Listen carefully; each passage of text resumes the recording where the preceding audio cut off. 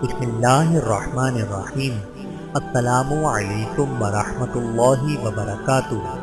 حضرت سہیل رضی اللہ تعالی عنہ بن عمرو کا قبول اسلام۔ حضرت سہیل رؤسائے قریش میں سے تھے، اس لیے دوسرے رؤسائے کی طرح اسلام اور پیغمبر اسلام کے سخت دشمن تھے، لیکن قدرت کی کرشمہ سازی دیکھو کہ اسی دن دشمن اسلام کے گھر میں عبداللہ بن سہیل اور ابو جندل بن سہیل جیسے اسلام کے فدائی پیدا ہوئے۔ یہ دونوں دعوت اسلام کے آغاز ہی میں مشرف و اسلام ہوئے اور اسلام کے جرم باپ کے ہاتھوں طرح طرح کی سختیاں جھیلتے رہے۔ عبداللہ موقع پا کر حبشہ ہجرت کر گئے، لیکن وہاں سے واپسی کے بعد پھر ظالم باپ کے پنجے میں اسیر ہو گئے اور جنگ بدر کے موقع پر رہائی پائی۔ دوسرے بھائی ابو جندل حدیبیہ کے زمانے تک مشق ستم رہے۔ صلح حدیبیہ میں قریش کی طرف سے معاہدہ لکھانے کی خدمت انہی کے سپرد ہوئی تھی، چنانچہ معاہدے کی کتابت کے وقت بسم اللہ پر اور محمد رسول اللہ پر انہوں نے اعتراض کیا تھا، اور جب 8 ہجری میں حضور صلی اللہ علیہ وآلہ وسلم نے مکے پر چڑھائی کی تو کسی خون ریزی کی نوبت نہیں آئی، لیکن چند متعصب قریشیوں نے خالد بن ولید کی مزاحمت کی۔ ان مزاحمت کرنے والوں میں سہیل بھی تھے۔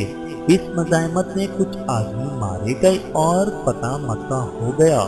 فتح مکہ کے بعد سرداران قریش کی قوتیں پارا پارا ہو گئیں اور ان کے لیے دامن رحمت کے علاوہ کوئی جائے پناہ باقی نہ رہی۔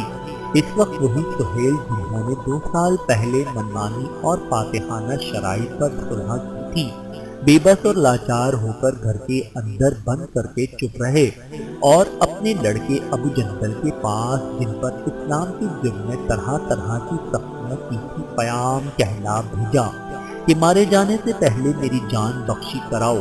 ابو جندل لاکھ مشق ستم رہ چکے تھے، پھر بھی بیٹے تھے اور اسلام نے اس مقدس رشتے کی اہمیت اور زیادہ کر دی تھی، اس لیے بلا تعامل اس حکم کی تعمیر کے لیے سرخم کر دیا اور خدمت نبوی میں حاضر ہو کر عرض کیا، یا رسول اللہ صلی اللہ علیہ وآلہ وسلم، والد کو امان مرمت فرمائیے۔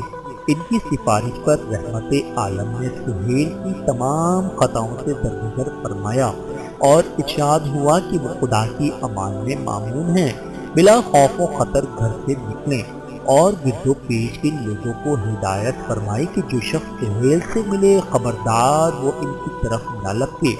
میری عمر کی قسم، سہیل صاحب عقل و شرف ہیں، ان کی جیسا شخص اسلام سے ناواقف نہیں رہ سکتا۔